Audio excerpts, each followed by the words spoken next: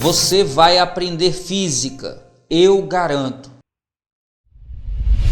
Fera, quando um raio de luz atinge uma superfície de separação entre dois meios, esse raio é chamado de raio incidente.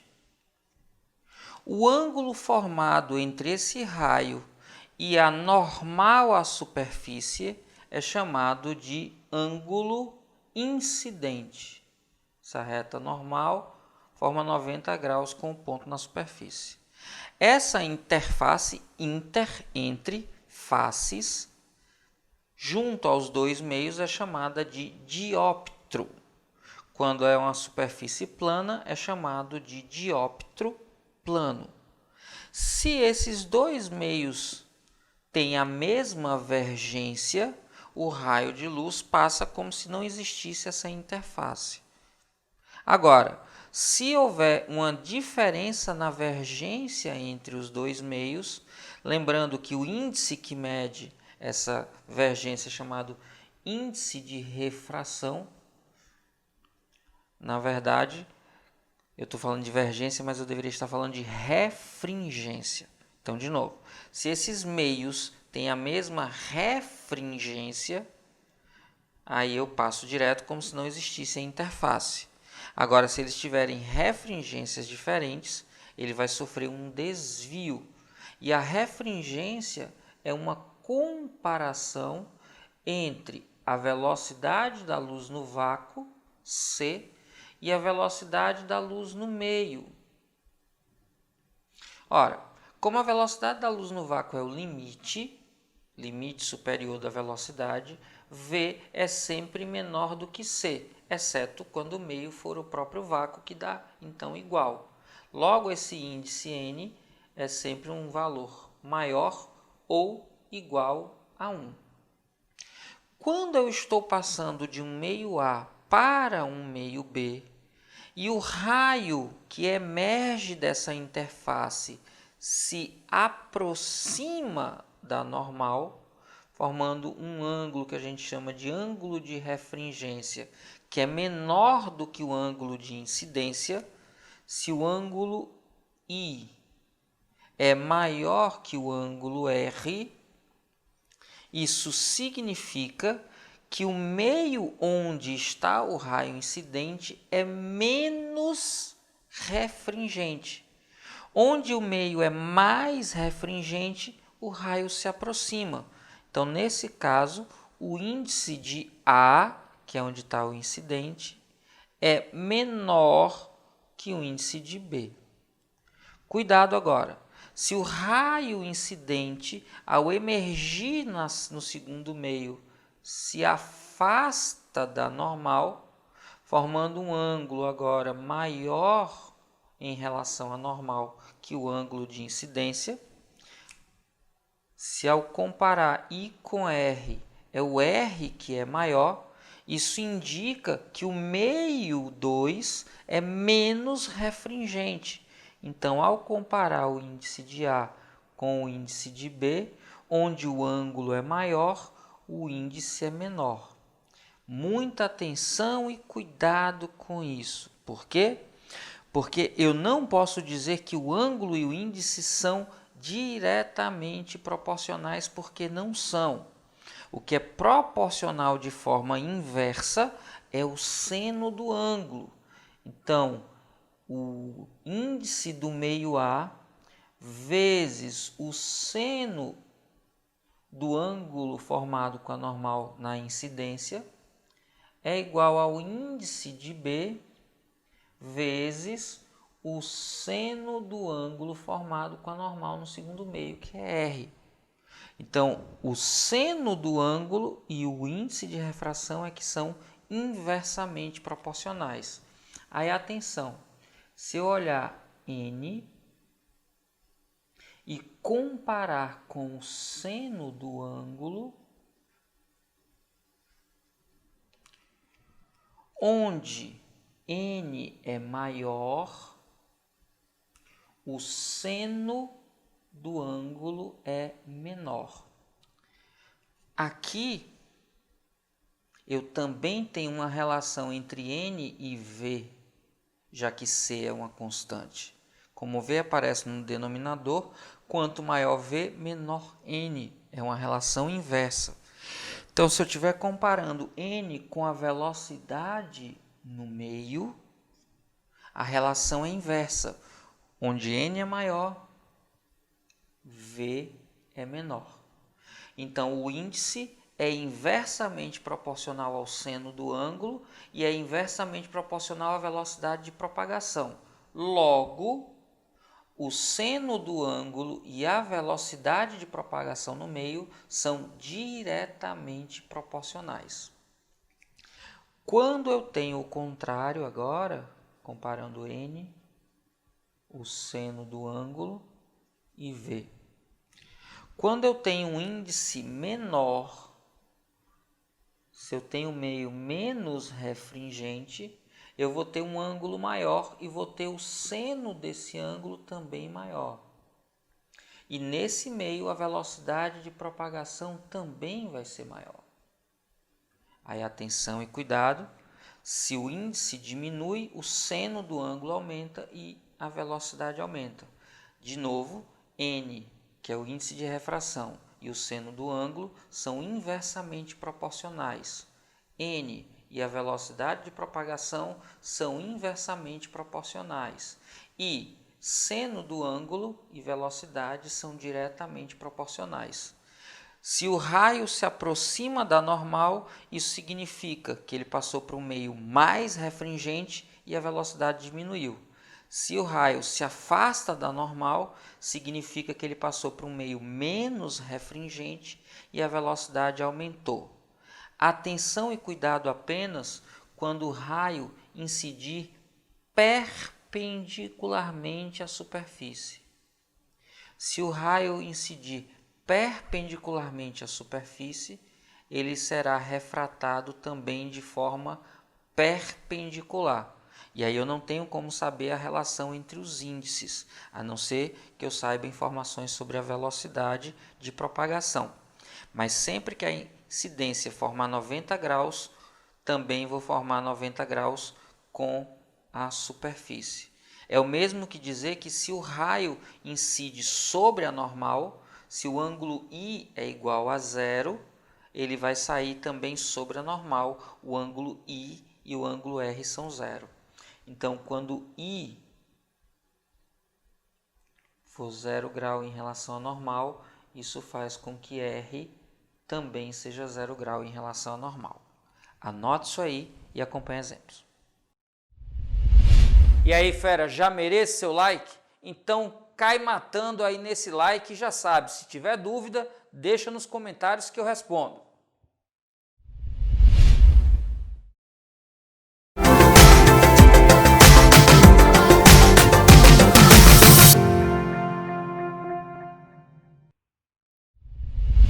As miragens existem e podem induzir a percepção que há água onde não existe.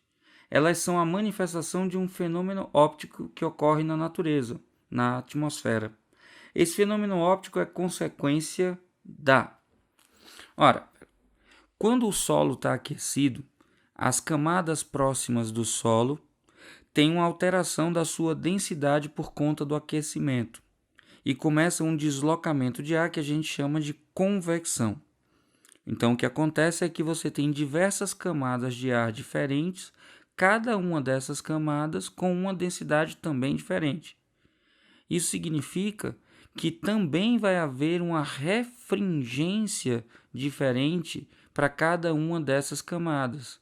E aí o que ocorre é que um raio solar, ao atravessar essas diferentes camadas, vai sofrendo desvios sucessivos até que, ao chegar em uma das linhas de divisão dessas camadas, sofre uma reflexão total por conta das diferenças entre os índices de refração nessas camadas que estão próximas do ar.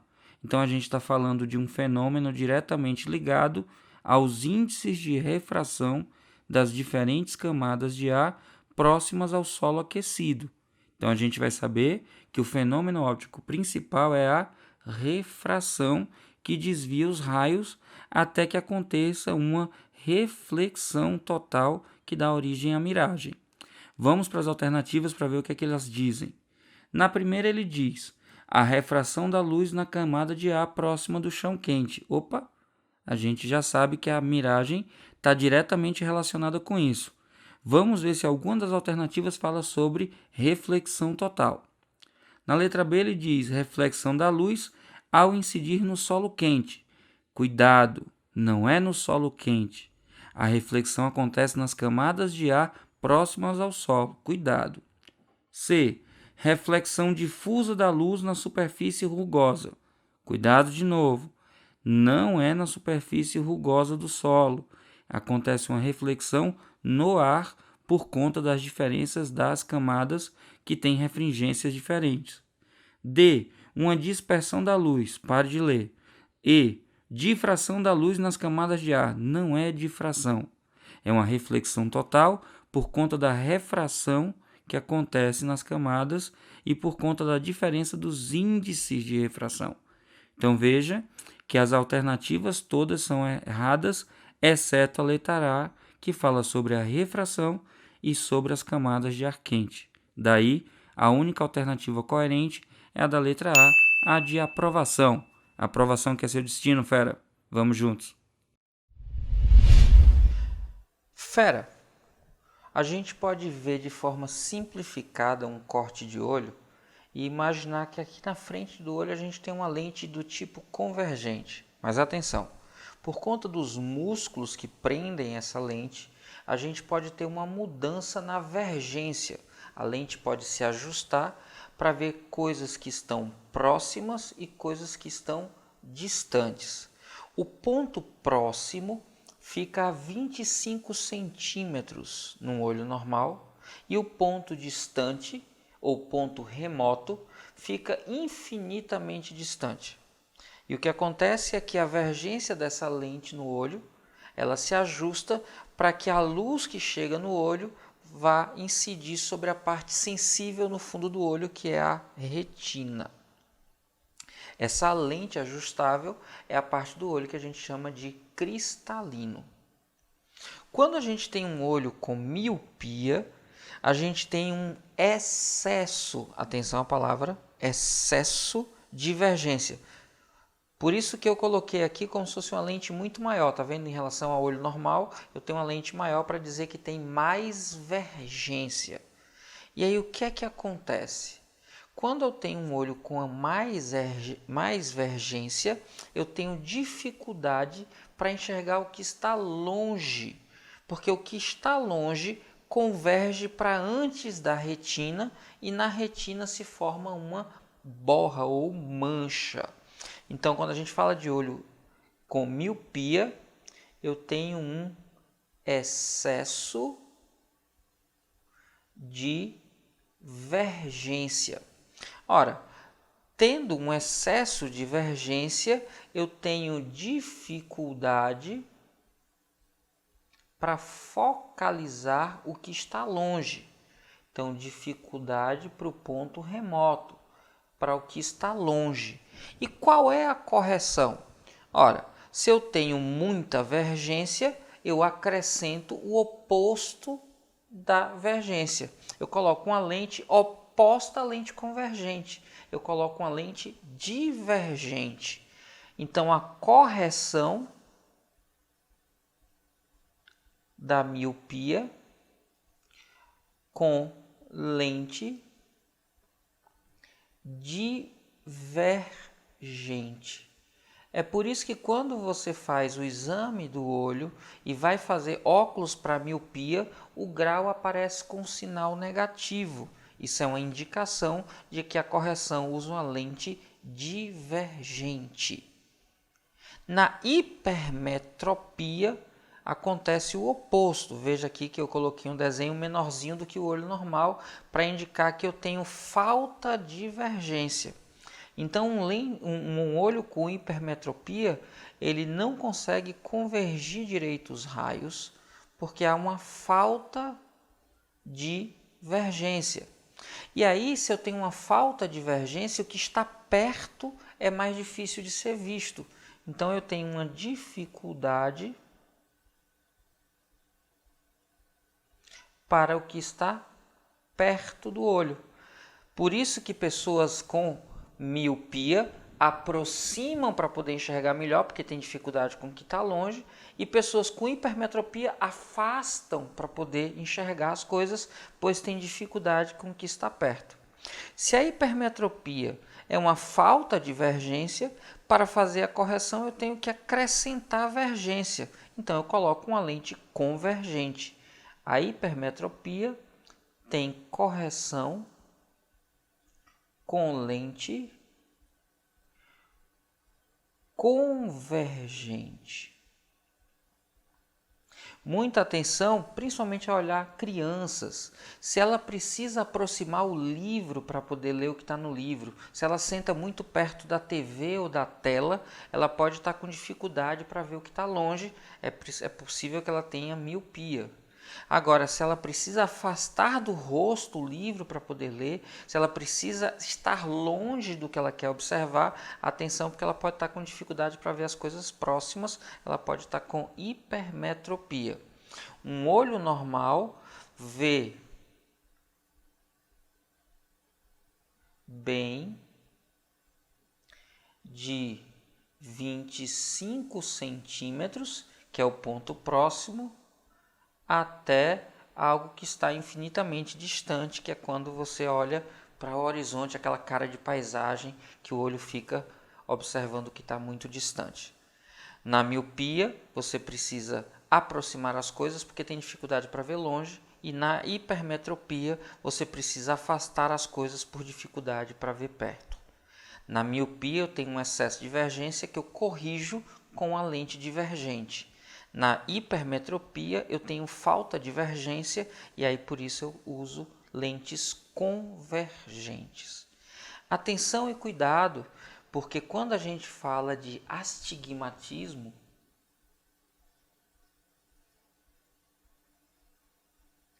o astigmatismo tem a ver com o olho visto de frente. Olhando o olho de frente, ele deveria ser circular e aí ele tem irregularidades.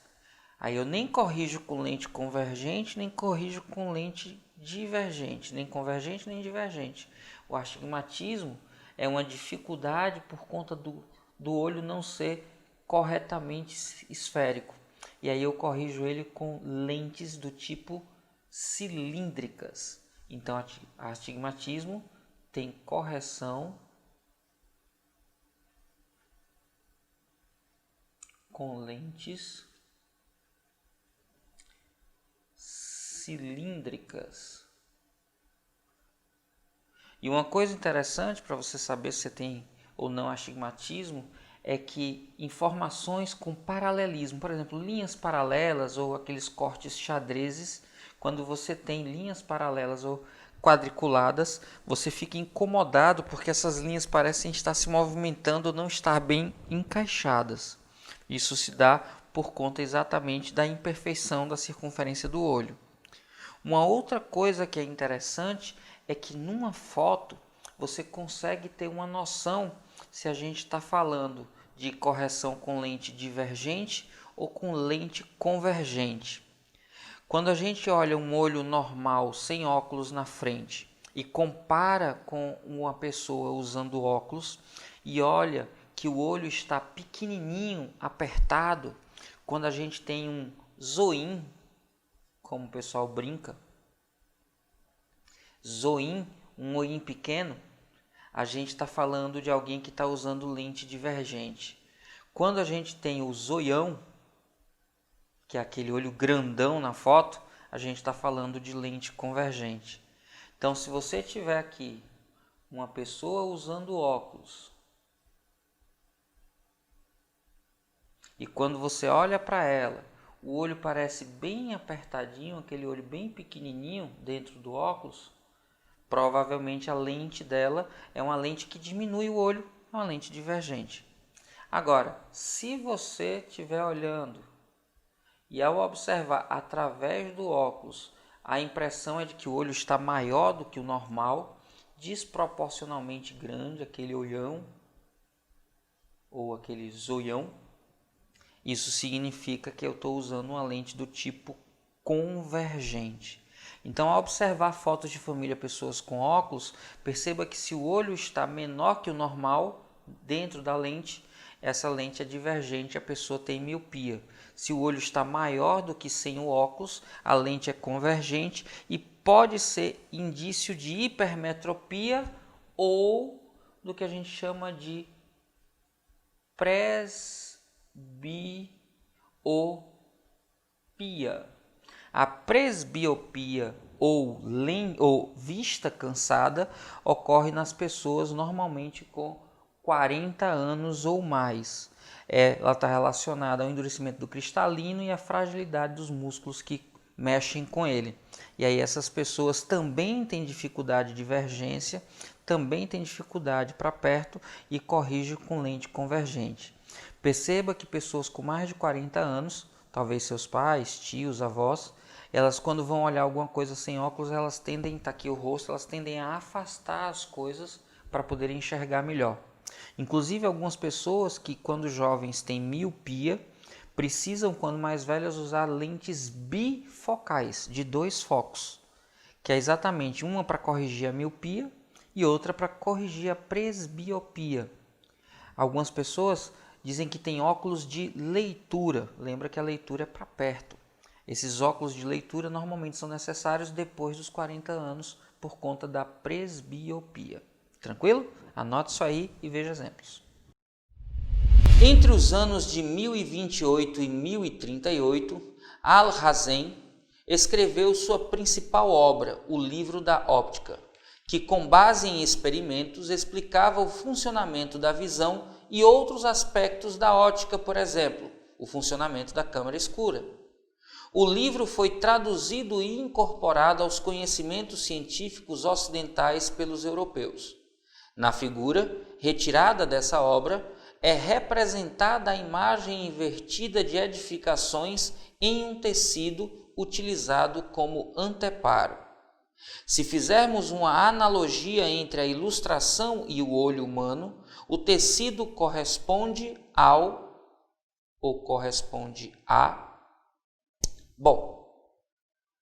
O tecido é onde a luz está sendo projetada, né? Onde a imagem está sendo formada. Uma imagem que é real, porque a luz está chegando lá. Então você já sabe, o olho humano tem uma abertura por onde entra a luz, essa abertura é chamada de pupila, atravessa uma lente de distância focal variável, chamada cristalino, atravessa também um meio chamado humor líquido e a luz é projetada no fundo do olho, numa região sensível à luz chamada retina. Então, esse pano está fazendo o papel de fundo do olho, onde a luz é projetada, logo está fazendo o papel da retina. Importante lembrar, na retina existem 2 estruturas responsáveis pela codificação do sinal luminoso. Ela transforma a luz num código elétrico que vai para o cérebro e o cérebro interpreta o que a gente chama de luz. Essas 2 estruturas são chamadas de cones e bastonetes. Os cones são responsáveis pela percepção de cor. Existem 3 tipos de cones com as 3 luzes primárias: vermelho, verde e azul. E os bastonetes eles são responsáveis pela percepção da intensidade, mais forte ou mais fraca da luz. Eles também regulam a abertura da pupila. Quando o olho recebe uma quantidade maior de luz, a pupila se fecha. Quando o olho recebe uma quantidade menor de luz, a pupila se abre. Os bastonetes não conseguem diferenciar cores, apenas tonalidades. Então, se você estiver num ambiente com pouca iluminação e somente os bastonetes estiverem recebendo luz, você não vai ter como diferenciar cor e vai enxergar tudo como gradiente de cinza, branco, cinza ou preto.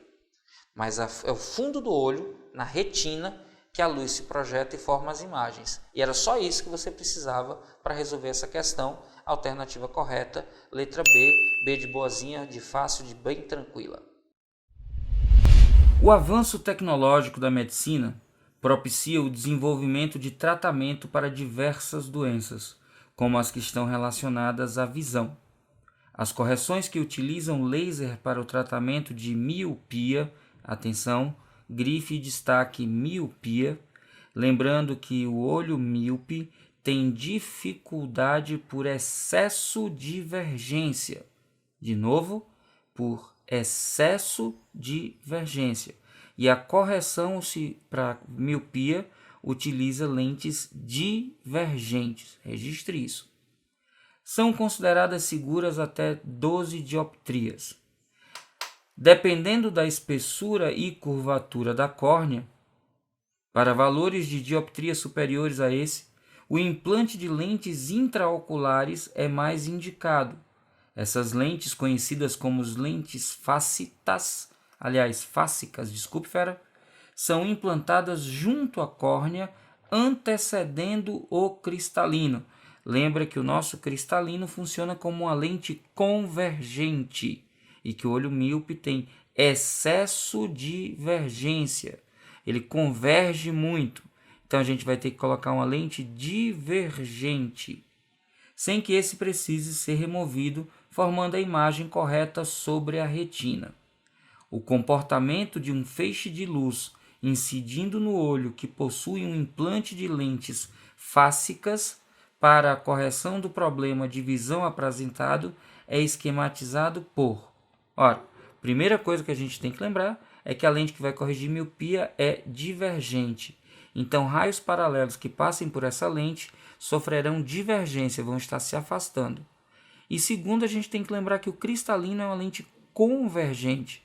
Os raios, após a passagem no cristalino, vão convergir para um ponto na retina. Então, ao passar pela lente, diverge, ao passar pelo cristalino, converge e vai para um ponto único. Qual das figuras mostra isso para a gente? Exato, fera. A alternativa da correta é a letra B. B de boazinha, B de tranquila. Veja que os raios, ao passarem pela lente, se afastam, ao passar pelo cristalino, se aproximam e convergem para um único ponto na retina. Fechou? Simples assim.